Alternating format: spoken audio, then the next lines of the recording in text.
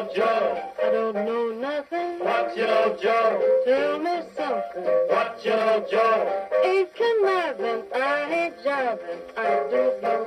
What you know, Joe? I don't know Latin. What you know, Joe? Ain't high-hatting. What you know, Joe? I ain't fooling, I need schooling, I don't know. I don't know. Mama tried to tell me so.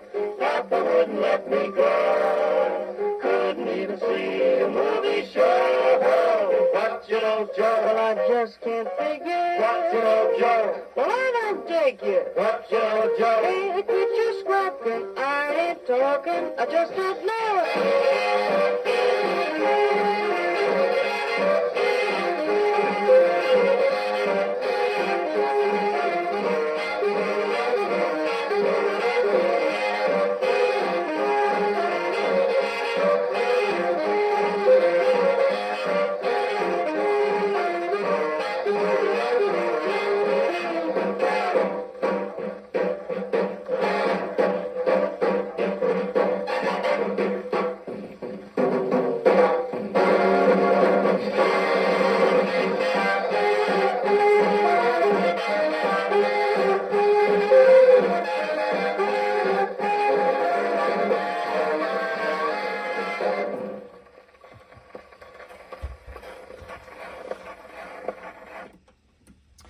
Well, this is the 102 I mentioned in the last video.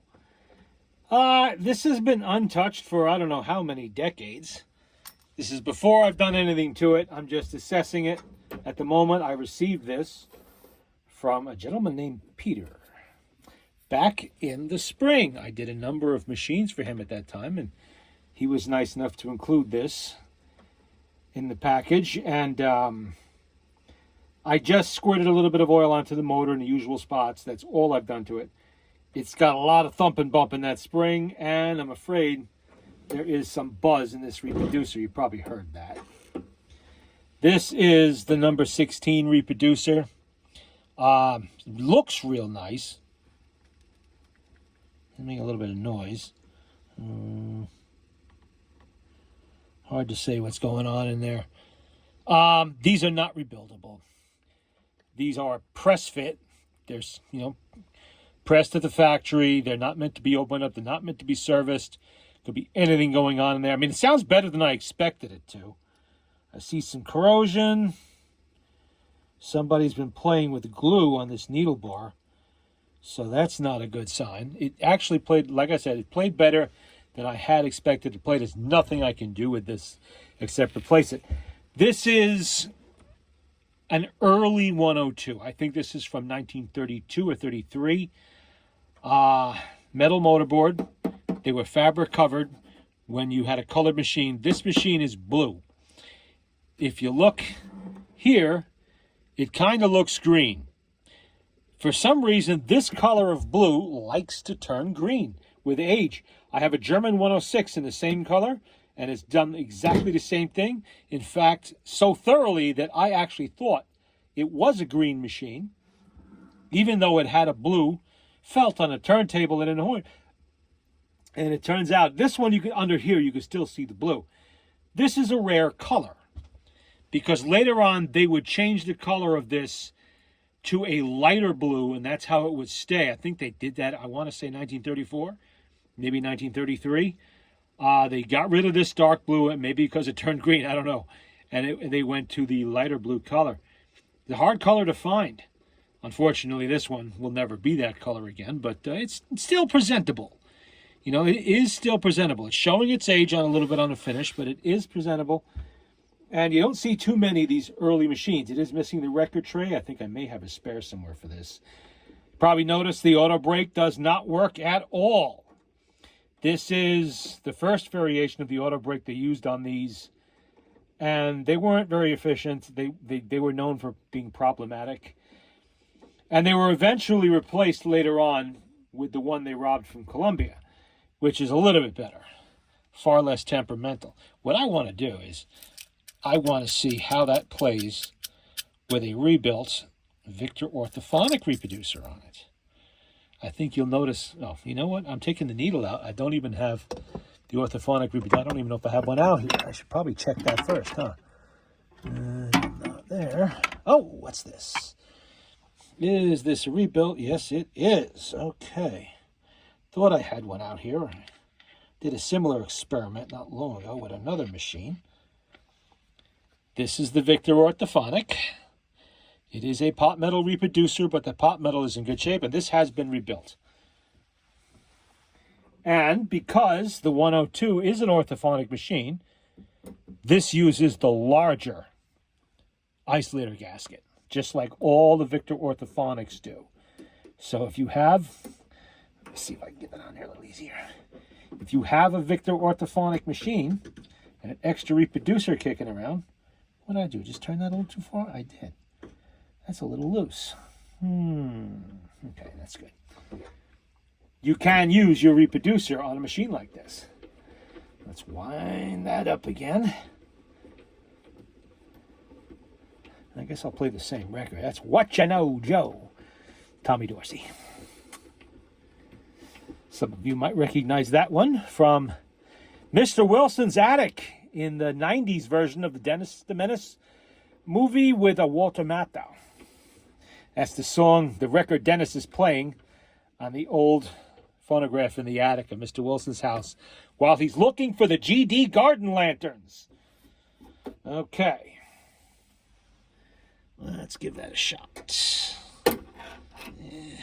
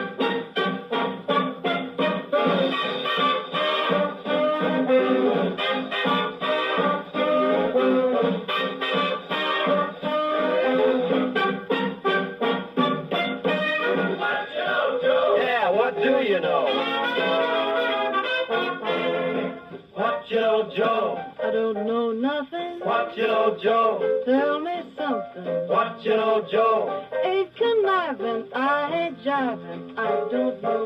What you know, Well, Joe? I don't know Latin. What you know, Joe? Ain't her hatting. What you know, Joe? I ain't fooling, I need schooling, I don't know. I don't know. Mama tried to tell me so. Papa wouldn't let me go. Couldn't even see a movie show. What you know, Well, Joe? I just can't figure. What you know, Joe? Well, I don't dig you. What you know, Joe? Hey, quit your squawking, I ain't talking, I just don't know.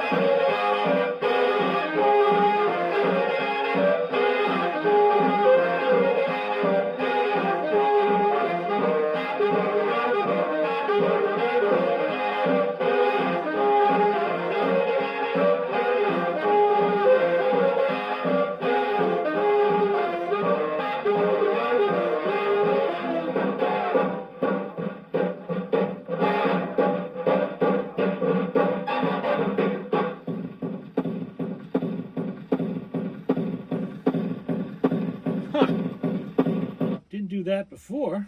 I wonder why it's doing it now. Skipping.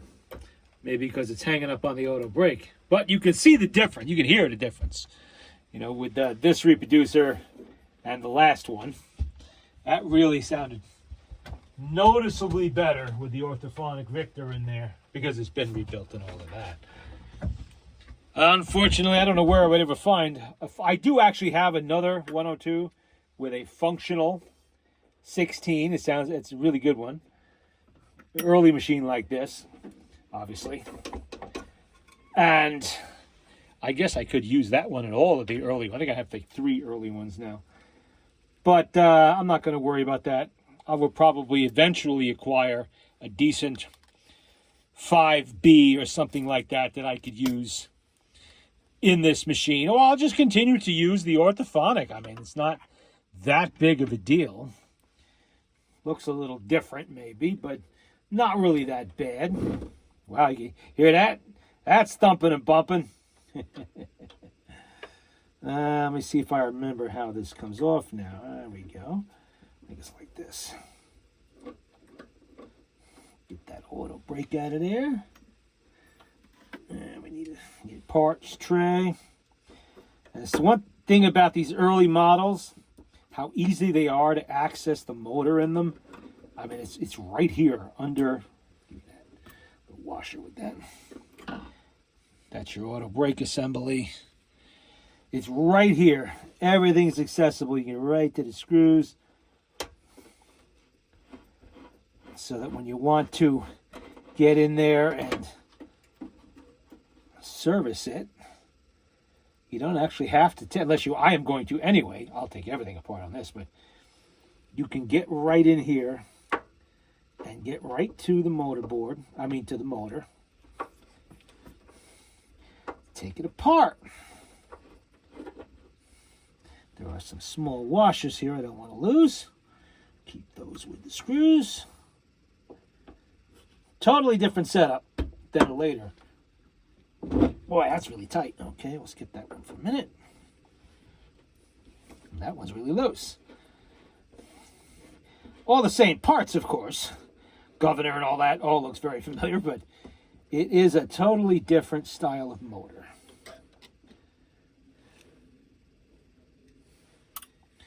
Now I'm going to need a proper screwdriver for that. Something, I think that'll do it. That is a hollow ground screwdriver. It would appear. Oh, that's why I'm having problems. Somebody's buggered this already. Oh, I see. Somebody's been at it. There we go. We're getting it. Can always tell when someone's been here before me, which is not unexpected given that these machines are pushing up on the century mark, or close to it anyway. This one's not quite there yet. And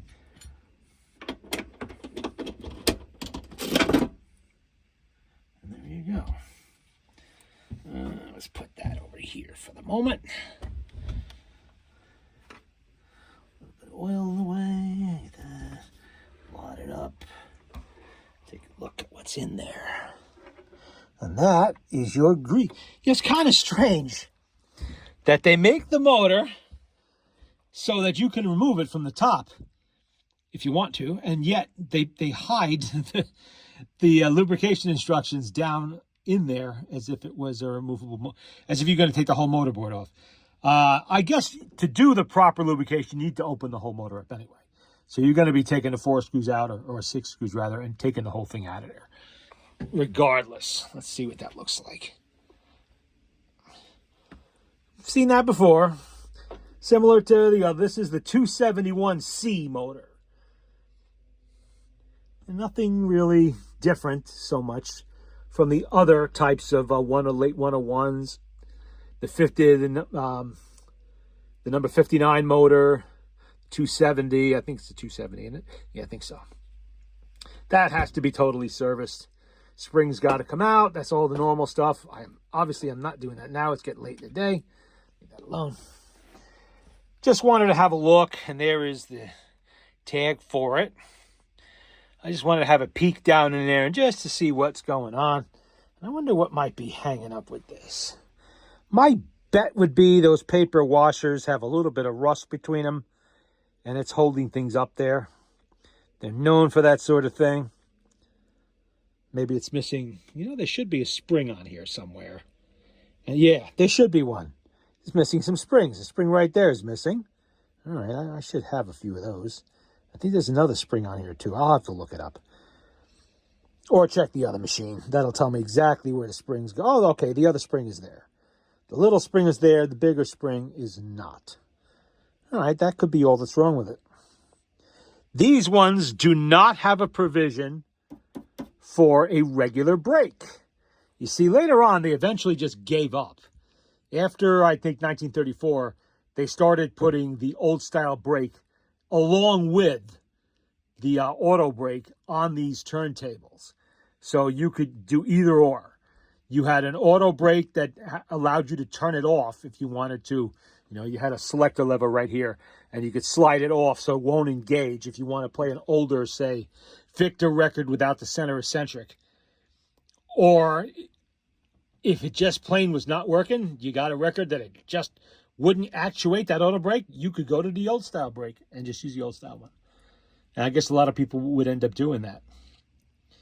And they kept that same double brake system right up through to the end. Still has the handle on it. It's a little bit cracked, but it's not in horrible shape. Everything under here looks pretty good. It's obviously was not getting wet. I'm not seeing like crusty, rusty crud all over the place. No big deposits of mold, mouse droppings, anything like that. So wherever this was, even not that bad here. A little oxidization there, but it's really not bad. And it's got that style of latch on it. I had a key somewhere from one of these latches. Where did I do with it? Where did I put it? It's here. I just don't quite remember where. Oh, it's hiding in there. And that would be a good time to see if that works.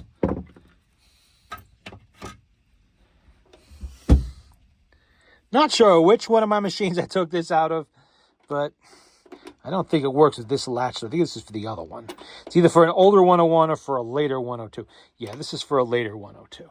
Okay, we'll stick that over there. For the other one of the other 102s, I'll put that in. But it has the same style of horn. The only difference is this horn is built in to the motor board.